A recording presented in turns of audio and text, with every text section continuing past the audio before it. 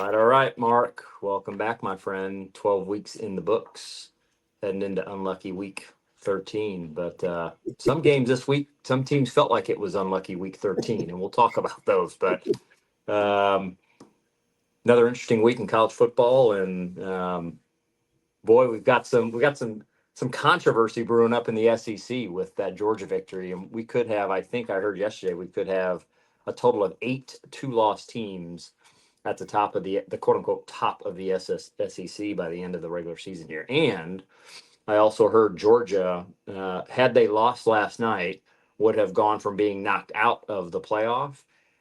They won last night, and if they win the rest of their games out, they potentially could be hosting a CFP playoff game.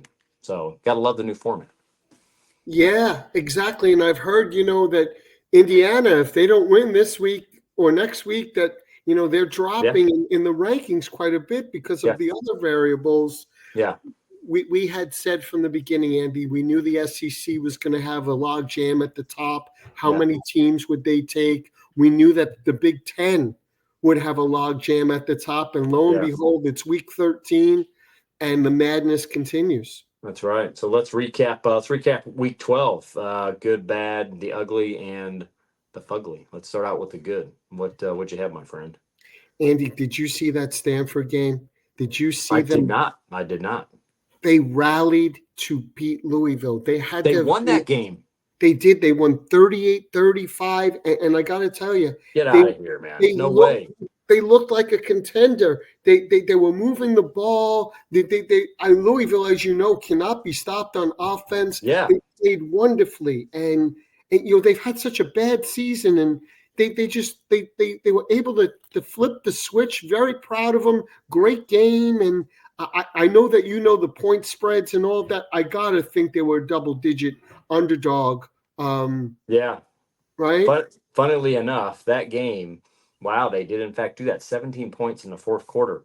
I bet all 17 fans that were there to watch the Cardinal were happy. This was at home, right? In California? I know, yeah. Okay. They have pretty poor attendance, 3-7. But in the morning on game day, Stanford Steve, they asked him. I guess he has this bit. It's called the Cardinal Sin because he went to Stanford and kind of the game to avoid for the week. It looks tempting, but to avoid it. And it was this game. And I think Louisville was a 21 or a 21.5 point favorite on the road. And he said, take the Cardinal. He thought the Cardinal were going to thump Stanford. So huge win for the Cardinal. Oh, wow. That is a good one. Good pick, man. That was good. I know this one you're going to go wahoo because you were texting me all along. And, I've been throwing this guy under the bus all year. Yeah.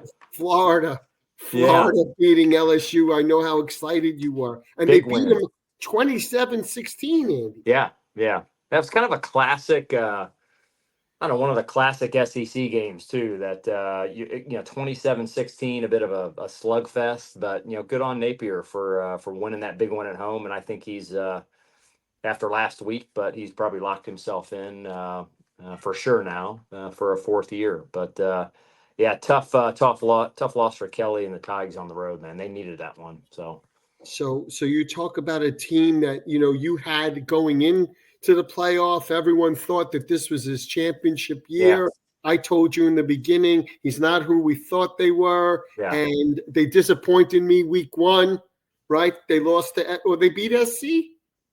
Who? LSU? No, LSU. They lost to SC. SC won that game, yeah. That's right. So who was the best of the week for me? I've been telling you I love South Carolina the whole year. They've been so close and beat some good teams. They've been playing tough at home. They had some matchup. It was 34-30 against Mizzou. Just a very entertaining game, Andy. Yeah. Those are some good picks, man. Well, I had I highlighted two on my list for the good of the week, and Rock Chalk Jayhawk, man.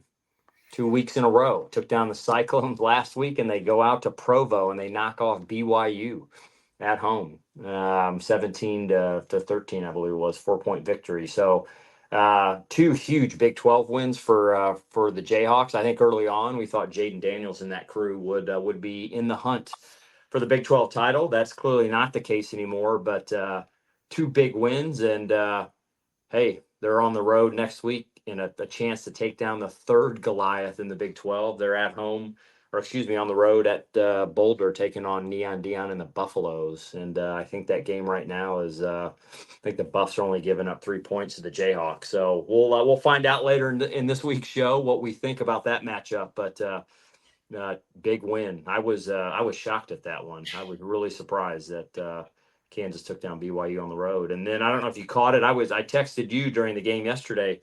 The Minutemen were putting the thumping on Liberty early in the game, and I thought for sure that Liberty, who is now 8-2, but I thought they might go down and to UMass, but they ended up winning that game in overtime. 34-36. What was the final? 35-34. And pretty evenly matched game. 423 total yards of offense for Liberty, 429 for UMass. First downs, 26-25. And in overtime, UMass scores first. They go up 34-28, miss the extra point. Liberty gets the ball, scores a touchdown, and they convert on their extra point. They win 35-34. So great football game there. And I thought, like I said, I thought the Minutemen were going to pull a bit of an upset, but not so fast, as Lee Corso would say. How about the bad? What fell in that category for you? Bad Andy, games of the week. My team all year, and I've been telling you since I was watching the spring practice, was Pittsburgh. Yeah. They had a great freshman quarterback. They have a great defense. They have a great running back. Yeah. And I love the coach. Yeah. And they're at home against Clemson. Clemson's winning 17-7. Yeah. Pittsburgh is driving. They're on the 2. On the 2, first and goal, Andy. Delay of game. Next one is illegal formation. Next one is movement on the line. The amount of penalties in this game, mistake after mistake after mistake. Clemson had 9 sacks. The offensive line for Pittsburgh was horrendous. They were a bit of a sieve. Out to win the game, Andy. I text you with a minute left. Yeah. I got to tell you, this kicker for Pitt, Andy, number 90, he's going to be a 2nd-round pick. This guy nailing 60-yard field goals with nothing, man. This guy's got more leg than he needs. Yeah. Sounds like he should be on Broadway with the Rockettes this Christmas season. So he kicks a field goal with 1:36 left. Clemson's got all of 8 yards rushing the entire game. This Clemson quarterback takes off on a draw, runs 50 yards for a score. Clemson wins the game. Huge. So to me, it was bad. Yeah, I'm just checking out the stat line here. How many penalties for Pittsburgh? They had to have a dozen. Yeah, you were close, man. They had a baker's dozen. 13 for 100 yards, man. That is poor. That's really bad. Eli Holston did not play, Andy. He's been out the last 2 weeks. He got a concussion. This guy, Nate Yornell, is their backup. 6'7", Andy. 6'7". He was 34 of 54 for 350. Not a bad showing against Clemson, right? Yeah, he looked pretty good, man. Yeah. It was just a bad game. Yeah. Well, I had I went to a different conference. I went to the SEC. I had the Texas win over Arkansas as my bad game. It was just 20-10. Man. I mean, again, Texas is supposed to be contending for the national title. I figured they would have gone in and handled their business a bit more convincingly, perhaps. But total yards for offense, 315 for Texas. That offense is capable of much more. They had a couple guys that have been injured back in the lineup, only 2 touchdowns, and they were just 4 of 15 on 3rd down conversion. So I thought of a bit of pedestrian win, 20-10 over Arkansas. But nonetheless, Texas wins and continues to move on. So let's get into some entertainment for the show. Let's get into the ugly and the big fugly. Let's start with the ugly game of the week for you, my friend. The ugly game of the week for me had to be my boys at Penn State, because they played Purdue, and Purdue continues. Andy, when we do this at the end of the year, they've got to be there with Temple, UNC, Florida State. Kent It State. must be right. Kent State, Massachusetts. Yeah. They got 10 points, Andy. I can't even believe Purdue is a Division I team. It was a slaughter. It was 49 to 10 then. Yep. Purdue's I had 1 to and shut it 9. off. I couldn't even watch my own team. It was so bad. That's awful, man. 49 to 10. Even in that loss. So I go back to the game I just talked about. So Purdue loses 49 to 10 to Penn State. Purdue still has over 300 yards in total offense.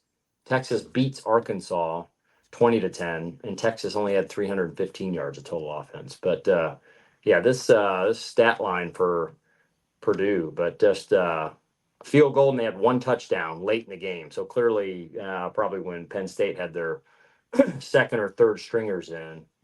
But total rushing yards for Purdue 85.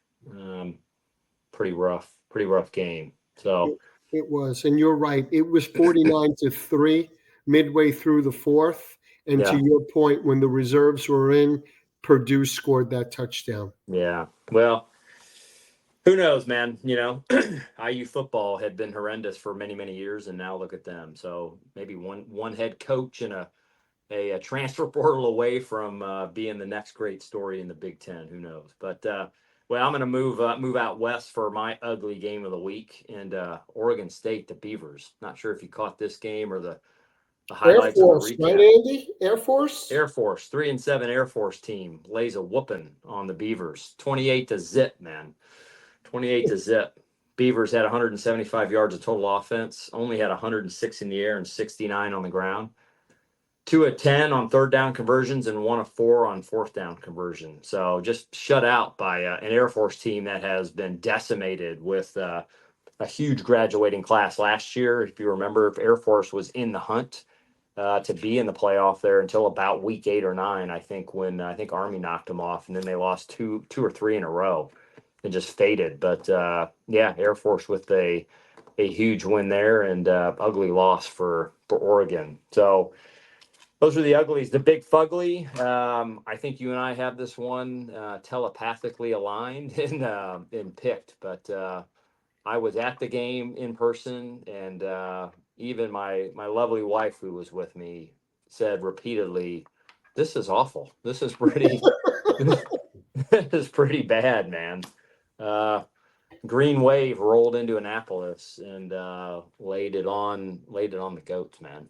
I think that's who you had as well, too, huh? I did. So tell me about it. First of all, the pictures that you sent were just awesome. I hope that you're posting them for our viewers to see just the atmosphere that was there, and for you to be part of it, and then for them to lay this egg. What was going on over there? I don't know, man. It was a sold out crowd, so roughly almost 40,000 people, which I think it was a record crowd. It was senior day. I learned earlier yesterday morning, Navy's record in the last 20 senior year games. Take a guess at what their record was prior to yesterday. 20? Yeah. 16-4. 19-1. Wow. Now 19-2. So yeah, it was atmosphere was electric. I think soon as Horvath was taken out of the game, you could just feel the air come out of the stadium on both sides of the ball, and it goes back to what we've talked about all season. One player can have such a huge impact on an entire team, not just one side of the ball, but both sides. So yeah, it was, I think they were holding their own early in the game, and then they had a shot to drive down the field, and Horvath left. And I think it was in that series or on that drive, they ran a wheel route, I think, with the tailback Teska, I think, got out into the clear, was 5 yards behind the corner, wide open, man, and was overthrown by 5 yards. And I think Horvath is in that game. He completes it, touchdown. And I think it's 7-7 ball game, and the dynamic is much different. But it started out looking like it was going to be a solid game. I didn't think I thought there was going to be quite a few points scored prior to the game. After the first few series, I thought, okay, yeah, this probably isn't going to be a high scoring game. But boy, after he left the game, the air just figuratively and literally came out of Navy's sail. So 35-0 shutout, man. At home. Senior day at home, sellout crowd. Yeah, just tough, man. You feel really bad for those seniors, They started the season so well. It was so promising. Both of the service academies on target for a collision course for the championship Yeah. next week, or in December 6th, rather. And Yeah. now it looks like it's going to be Army against the Green Wave. That's right, Army against Tulane. So we can't let Navy off, although they are again near and dear to my heart. And I think on the pick last week, I said my head and logic and the stats were with the Green Wave, but my heart was with the goat. So goes to show what happens when you use your heart and you feel. I'll go back to hardcore logic, I guess, but no. Stats. This might have you shed a tear or two, Mark. Total offense for the Goats yesterday. Take a guess of what total offense for Navy was yesterday. 149 yards. 113. Yeah, that's right. You heard me right. 113 total. 13 yards in the air, 13 yards passing, 100 on the ground. This is like a flashback to the old service academies. It literally was that kind of game. It was like, oh my gosh. And again, I go back, we just talked about it. When you've a quarterback like Horvath who can throw and run, the dynamic abilities it opens up, particularly in that flex spread or in that offense, that wing T offense, without him in there, you really saw it. So 113 in total. Take a crack at the number of first downs Navy had the entire game. 4. 8. 2 per quarter. That's an average of 2 first downs every quarter, my friend, every 15 minutes. And one of those came on a penalty early in the game. Third down conversions, 1 of 11. They lost 1 fumble. And, at the end of the game, and I use different sources as you do too, but the source that I was using had key players of the game. And it listed, I think it was a QB from Tulane who, Tulane had 300 plus, almost 400 yards of offense. The key player for Navy was Alex Teska, running back. And they highlighted his performance of 36 yards on the ground. Wow. So just a drubbing. You feel really bad for the seniors, but just a really terrible football game to watch. Yeah, that wing T was a sling T early on.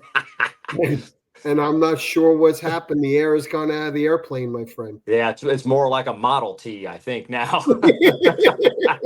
Sputtering and smoke coming out of the exhaust there.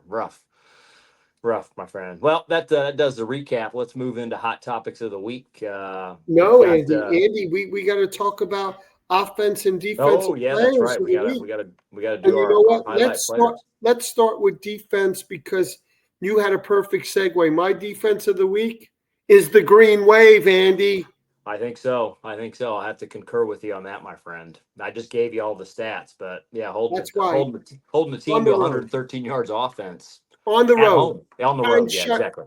And shut them out, Andy. Yeah. So I think we concur. The defensive team of the week is the Green Wave. The Green Wave, yep. Offensively, who do you got?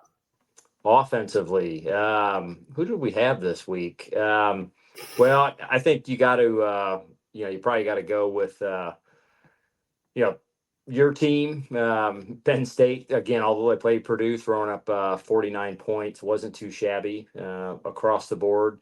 And I would have to say that I'll probably have to go with a team that I have not been a huge fan of. Again, our loyal listeners will know this, but I am becoming more of a converted fan as each week goes by and they continue to win games. But my boy Neon Dion and his Buffaloes, man, 49 points against the Utes, and his son Shadur looked quite in command. He was 30 of 41, 340 yards in the air, 3 tutties, 1 INT, but the Buffs put up 405 yards of total offense against a Utah team that typically is known for, under Whittingham, being a street fight type of team, and the Buffaloes pretty much dismantled them. So I'll have to give my hats off to Sanders and the Buffaloes this week, my friend. How about you?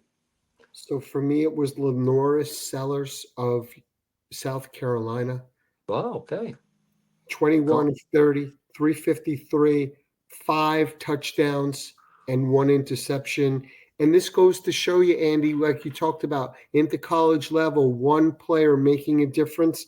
They're a different team, a different offense, a different feel. When this guy's in the game, he was hurt quite a bit throughout the year, and they've shuffled back and forth. The transfer from Auburn that just cannot throw, and all he does is run. And he's been part of why they've lost those games. He's one-dimensional. And Lenora Sellers is really having a great year. And I think he'll stay next year and continue to progress. Nice. The Gamecocks. Another one I think we got to tip our hats off to. We talked a little bit about this, and this will segue into our hot topics. The Stangs. The Stangs out of SMU, my friend. Big win, 38-28 against BC. I thought BC had them down early. Thought they were going to, thought they may take that game, but SMU and the quarterback, Jennings, 24-35, 298 for 3 tutties. And they had 440 yards of total offense. So, SMU looking potentially like the real deal there in their first season in the ACC. But let's transition for the second time on the show to the hot topics of the week. Not getting there too fast, but week 12 projected the playoff view based on the rankings that came out on November the 12th. We're not going to show any visuals, but we'll kind of audio voiceover on this one. But top 4, Mark.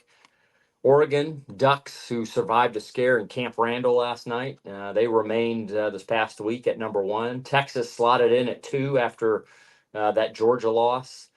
BYU was sitting at 3. That's obviously going to change now, and Miami was at number 4. So the first 4 were Oregon, Texas, BYU, and in Miami. Andy, this doesn't make any sense. What is the formula that this organization is using? Are they using quad 1 wins? Are they using losses? Are they using how the teams are doing? How is Ohio top 12 ranking? It's a top 12. How is Ohio State the number 2 ranked team in the country? Number 5. The number 5 seed. Number 5. How is it number ranked 2 team in the country? Because you got Final Four. You got the first 4, and they lost to Oregon.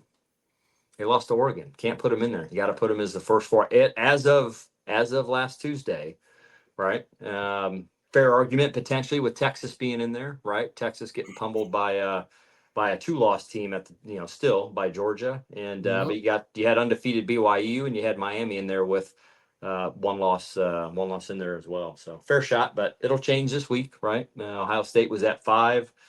You had Penn State at 6, surprisingly enough. IU at 7. Too high for Penn State. How about that? The Big Ten, 5, 6, and 7. Penn State, Ohio State, Penn State, IU. Then you had the Vols at 8. That's they're pretty much they're now at they're 2-loss team now.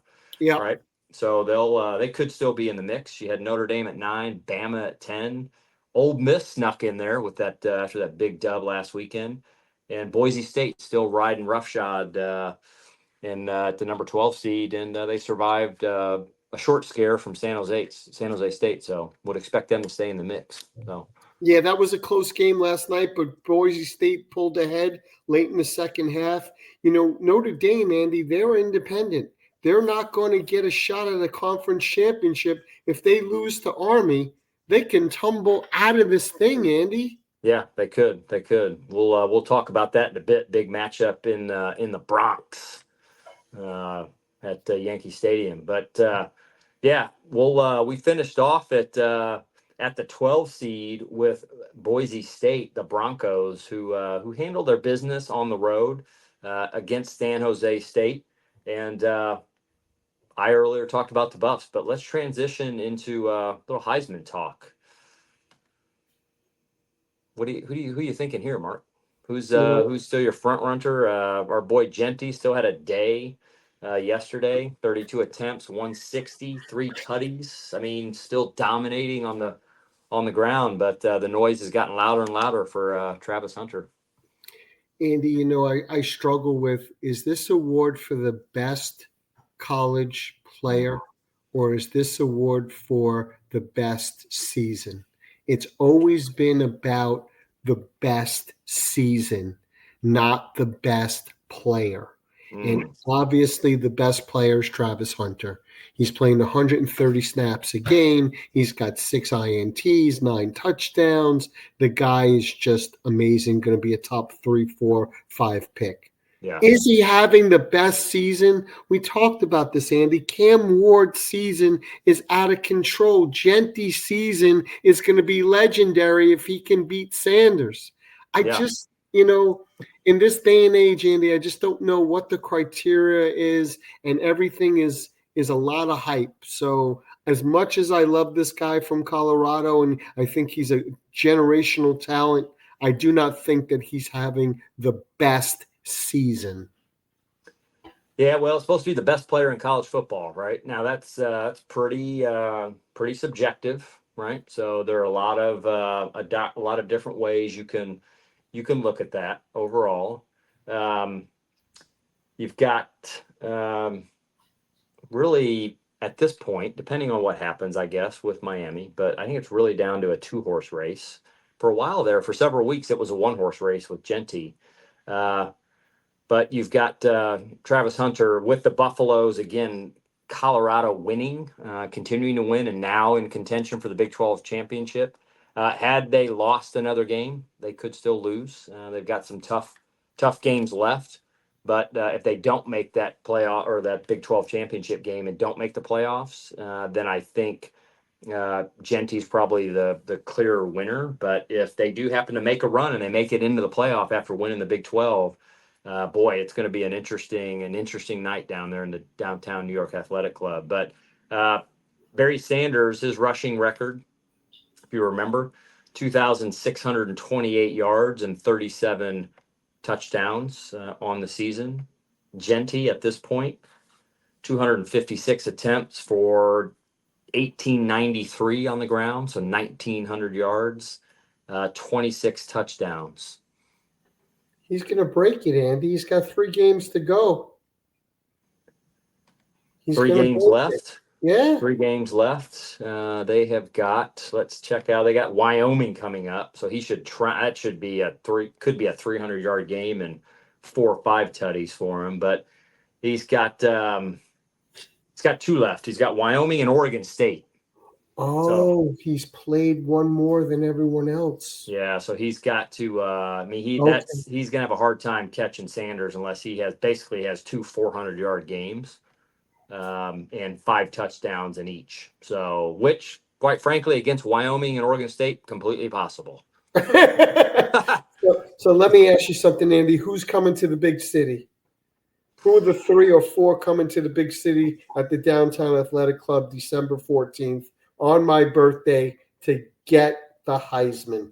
The final 4? Yep. Boy. Well, I think we just talked about 2 that are definitely going to have seats in that front row. Genty, Travis Hunter. I think you got to go. I think you got to go Miami and Cam Ward. I think he's going to, again, unless something just really implodes, and hopefully, again, all these guys obviously stay healthy. So I think you got to go down to the wire and play a full season here for this one. But Miami's got Wake Forest next week, and I think Cam Ward does get an invite. He's got just shy of 3,500 yards on the season in the air, 32 touchdowns, 6 picks overall. And then for the 4th seat, I think, again, this is why you got to love this season, man. We still have 2 games left.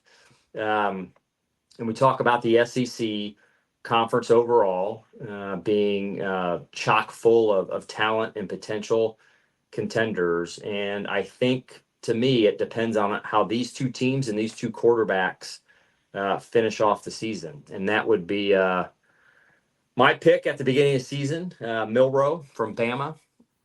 And I think you also have to give consideration to Jackson Dart at Ole Miss, right? So I think depending on how those two teams fare out, I think certainly Dylan Gabriel probably is in that conversation as well. I don't have his stats off the top of my head, but I think those three potentially fight for the last seat. What Milroe, about Dart. Shador? What about Shador Sanders? No, Does he think in no, there? They're no. talking to him as being the number one pick, the first quarterback taken in the draft. Well, I don't know. It depends, I think, who enters, but I'm not sure, man. I'm not sure if he, we'll have to see who that draft class looks like when folks declare and decide to go. But it's going to be fairly competitive. I'm not sure if he'll be the number one. He'll be up there, I think, but and I think he'll fight for that spot. I don't think he gets an invite to. To New I York. think having two. I think you got to. I don't think they'll take two guys from the same team. And if you're going to take one, you got to take Hunter. He's just a better all around college player, right? So I think you got Gabriel, Dart, and Milroe all fighting for that 4th seat, but I think it's a 2-horse race between Travis Hunter and our boy Genty. Yep. Yeah. Well, let's see how it plays out, Andy. Yeah. So we'll have to see what happens. So, our last we'll kind of round out the hot topics of the week, paying tribute to two legends of the game, two legends past, and then ironically enough, a huge rivalry, right? But former head coach John Robinson at USC passed away this week, and Jerry Faust from Notre Dame. So, John Robinson obviously won national championships and coached those great SC teams, went on to take the Rams to the Super Bowl in 79, I believe, or 78. Yeah. Yep. Right. But, Jerry Faust was a legend across this country, taking Moeller High School in Cincinnati. Mm-hmm. He is the architect. He built that program. To this day, they are a great program because of him. He never had the success, Andy, at Notre Dame. No, he didn't. He was in between Holtz and Parsegan, and he never really fulfilled his potential as a coach. But just a great man, a great legend, and we should honor the work that he's done.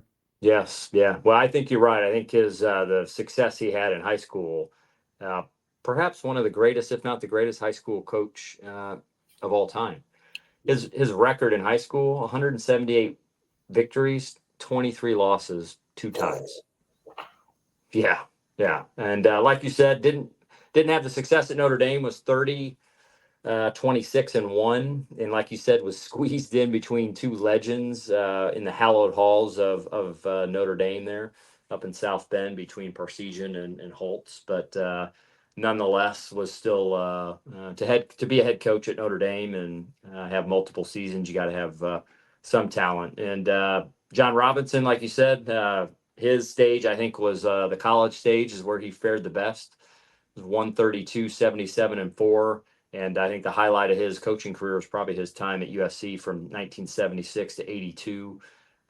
They won the Rose Bowl 3 times, finished number 2 in the AP poll all 3 years. And his overall record at SC, 104, 35, and 4. So yeah, he was legendary there in SoCal. So anyways, that's 2 legends of the game moving on to eternal life there, and they'll be battling out up above for in eternity there. But that brings us to our Week 12 review and recap and Week 13 picks, folks. So we're going to take a short break, and we're going to come back, and we're going to pick them. We're going to pick your winners and hopefully avoid the losers. So give us a few minutes here, and we'll be right back.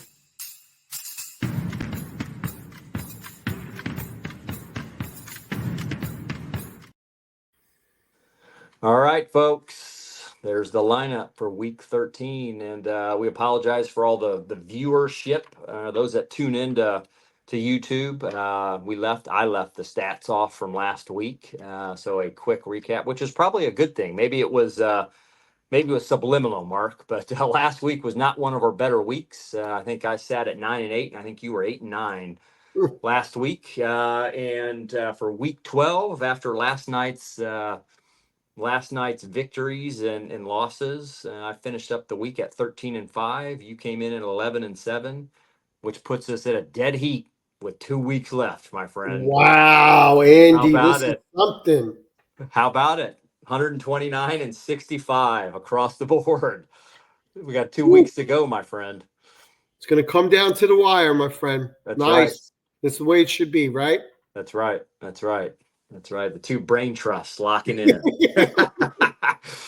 That's right. Well, week 13, no shortage of great games, folks, and we hope you are as excited as we are. Although we are heading into uh, the latter stages of the 2024-25 college football season. But boy, I got to tell you, Mark, the regular season this year has been phenomenal, one of the best I can remember, and I think it's only getting better. And I typically at this point of the year, what we're looking forward to, rivalry week, right? Yeah, and I'm disappointed. I know you like the fact that it was spread out and we got Yeah, those games throughout, but I always look forward, like you said, to that week because I didn't know where to turn. Was it Michigan, Ohio State? Was it Penn State, Ohio State? Penn State, Michigan State? You know, there was Georgia, Alabama. yeah. But Yeah. we got a couple this week. We got one big one, in fact. But yeah, it was this time of the season. You were kind of winding down, and pretty much knew, at least last year, we kind of knew who was going to end up in the Final Four. Last couple games of the season, typically not a whole lot at stake. But boy, man, this year finishing up the season in the SEC with A&M on the road at Texas, huge implications for that, right? And then we get into the playoff scene, right? So yeah, typically I was winding down, and then you kind of tune out and you'd wait until New Year's Eve and a couple bowl games and then the playoffs. But we're gonna carry this thing with, I think, enthusiasm and excitement all the way through January 20th. We're not going to miss a beat. So, week 13, the docket is up, and we're going to start off with your favorites, my friend.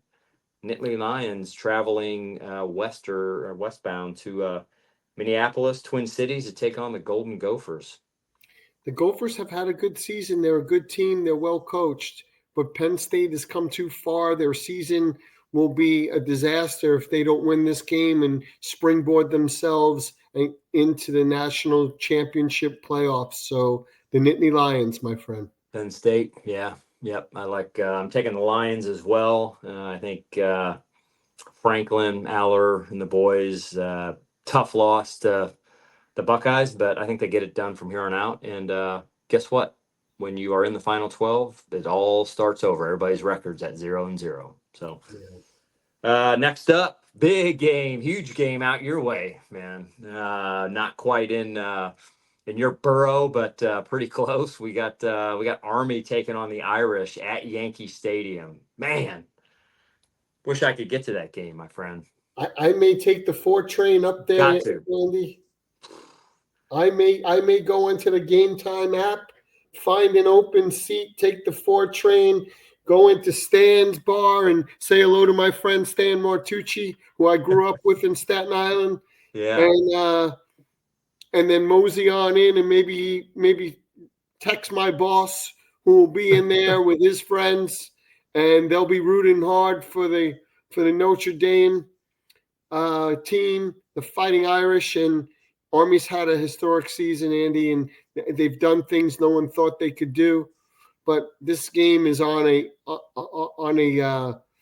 neutral field. Notre Dame's been playing very, very well. I just think Notre Dame's going to have too much. Army's just not going to have enough bullets in their gun, and Notre Dame wins. Yeah.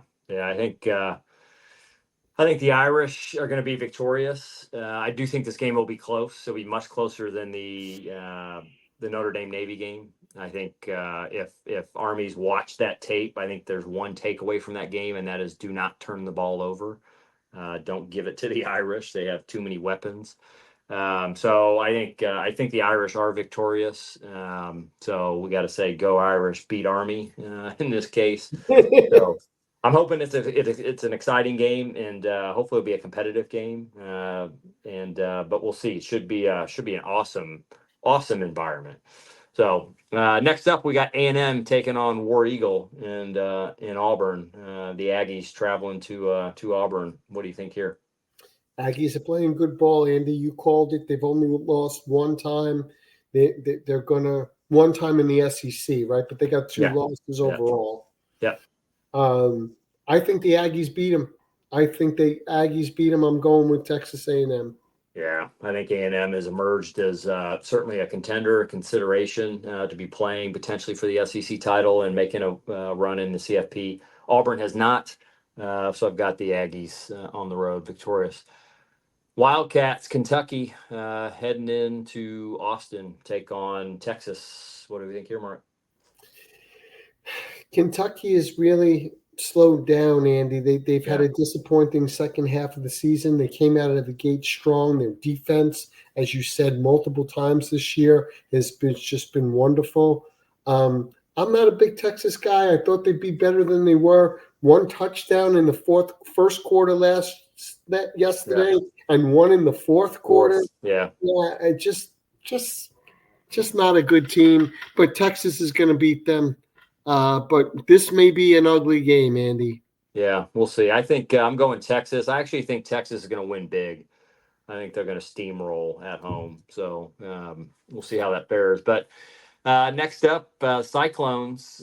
Cyclones surviving another scare from the Bearcats this week. They travel out west, Salt Lake City, and taking on the Utes. Iowa State's still in the hunt after that BYU loss, and Kansas State getting drubbed by the Sun Devils last night. So what do you think here, Mark? Andy, this is a tough game. Utah is playing well.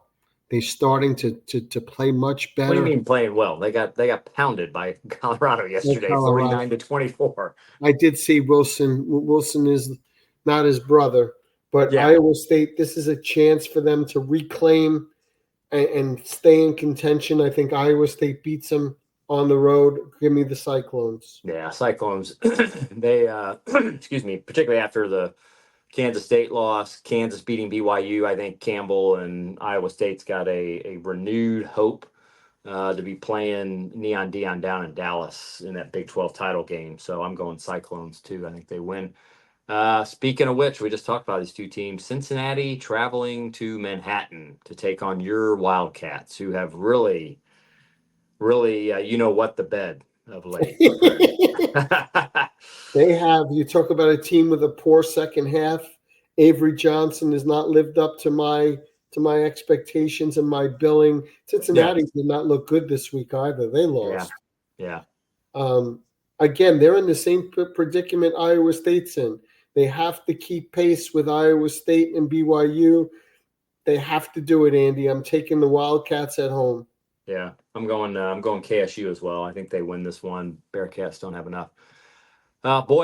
This game has a ton at stake now that as of last night at 10 p.m. Eastern time, prior to kickoff, didn't may not have had quite the stakes, but BYU traveling to take on Kenny Dillingham and Arizona State down there in Tempe. Tough environment. It'll be raucous, even with a one-loss BYU team. This game should be very interesting, Mark. BYU has got to maintain the whole conference. Those three have got to keep pace with each other and Colorado. So this is coming down to the wire. BYU. You're going BYU, huh?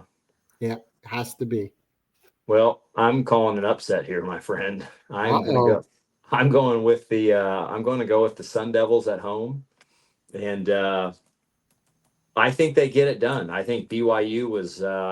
I think they had a couple of. I think the stat was they had. I think 6 1-possession victories. BYU did, and last night they lost one of those. So perhaps, and their run defense is not terribly effective. And I think that was exposed by the Jayhawks last night. And Arizona State has got some weapons in the backfield. And I think the Sun Devils pull off another huge win at home. And Dillingham, the boys, and BYU all of a sudden facing 2 losses and maybe out of the conversation for the Big 12 title game. So we'll see. Next up, boy Mac Jones and the Tar Heels traveling just to take on your boy B.O.B. In BC. What do you think here, Mark? North Carolina's been playing better. They won this week. I don't trust them. Boston College is going to win at home, and Bill O'Brien's going to finish the conference strong. I like Boston College. Yeah, I'm going BC too. I like BC at home. Take down the Tar Heels and prove victorious. Interesting matchup here, Mark. Next game up, we've got UCF taking on the Mountaineers. West Virginia looked really good. They won this week. They played very well. And UCF, they're a hard read, Andy. They're up, they're down, they're up, they're down. They can be explosive, but West Virginia's at home. I've been in that stadium. I've tailgated in that area. I've seen 3 generations of Mountaineers doing a hootenanny and a hoedown. I'm going with the Mountaineers, Andy. Yeah. Well, Mountaineers are 5-5. They lost to Baylor 49-35 this past week. Yeah, like you said, both teams somewhat inconsistent here in this game. But I'm going to go, I think it's pretty much a toss-up, but I'm going to go West Virginia purely because of home field advantage and the unpredictability of UCF. I think tough to do on the road. So next one up, NC State at the Ramblin' Wreck. Wolfpack taking on Georgia Tech. NC State's having a better year. They're the better team, more talented. Georgia Tech has pulled a couple upsets this year. It's going to be a tough one. It's a toss-up. I'm going for NC State to beat them. A Wolfpack, baby. On the road, huh? Yep. Okay. I'm going to take the Ramblin' Wreck. I'm going to say they get it. I think they get it done at home and take down the Wolfpack. Like I said, the Wolfpack has been a little inconsistent, average, but Georgia Tech took down Miami, beat Florida State earlier in the year. We know Florida State has not turned out to be the team we thought, but I think they're the better ball club, and I think they win. So next one, dangerous game here for the Mustangs, traveling on the road to Charlottesville, taking on Virginia, SMU at Virginia. Mustangs have a must-win here, Andy. They have to keep pace. And they're only going to be one team standing from the ACC, one team from the Big 12. That's why it's all important this week. Everybody keep pace with their rival. So I got the Mustangs. Got the Stangs, huh? Well, I'm with you. I think SMU, I think they are in the driver's seat in the ACC to kind of determine their fate. Be a heck of a game if we saw SMU and Miami square off, but you still got Clemson hanging around. But I'm gonna take Mustangs on the road, win fairly easy. Although Virginia, they could stage a bit of a threat of an upset, but I think SMU will pull away and win that game. Next one, interesting matchup. A couple weeks ago, would have thought these two teams may be contending as well, but Pitt traveling out to Louisville. Your boy, your Pitt Panthers are battling the Cardinal at home. Cardinal coming off a tough loss to the other Cardinal out west this past weekend. So what do you say here? Andy, there's nothing to play for except for what bowl will they both go to. Yeah. I'm not sure if Holston is going to be back. Yarnell is a capable backup. That offensive line is atrocious, Andy. A baker's dozen. I thought it was 12. You corrected me. It was 13 penalties, 9 sacks. I got the Cardinal, Andy, at home. Okay. All right.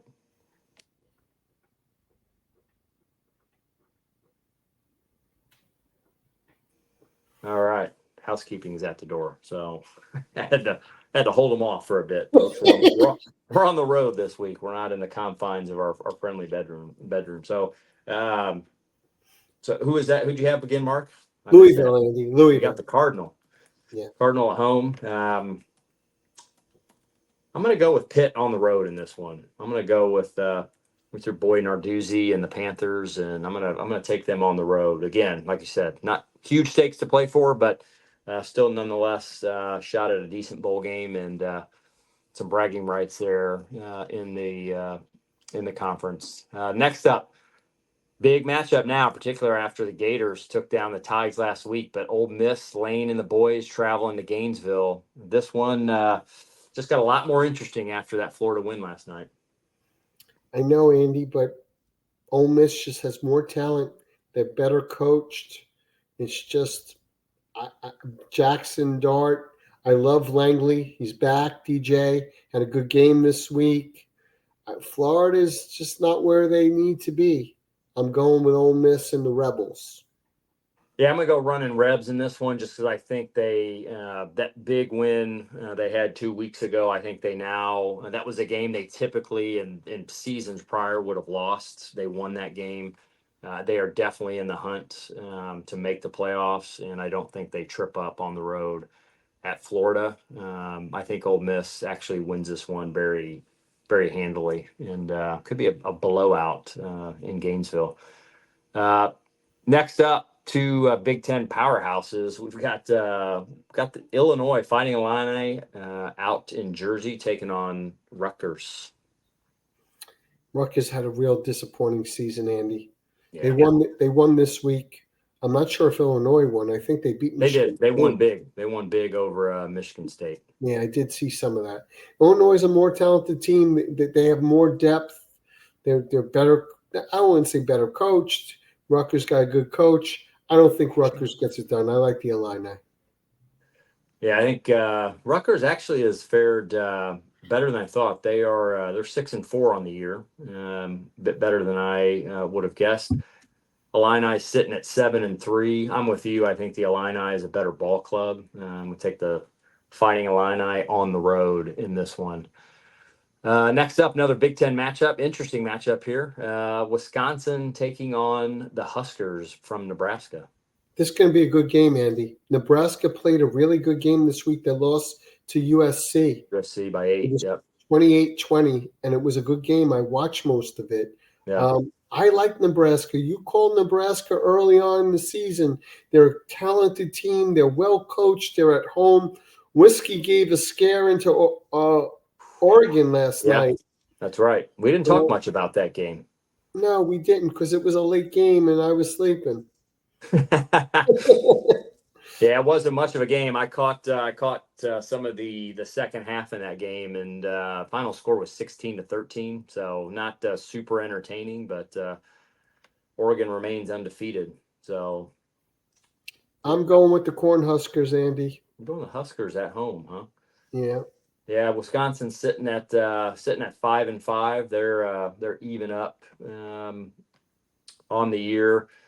Nebraska's 5-5 on the season. They're both sitting where are they at in the conference. Wisconsin's at 3-4.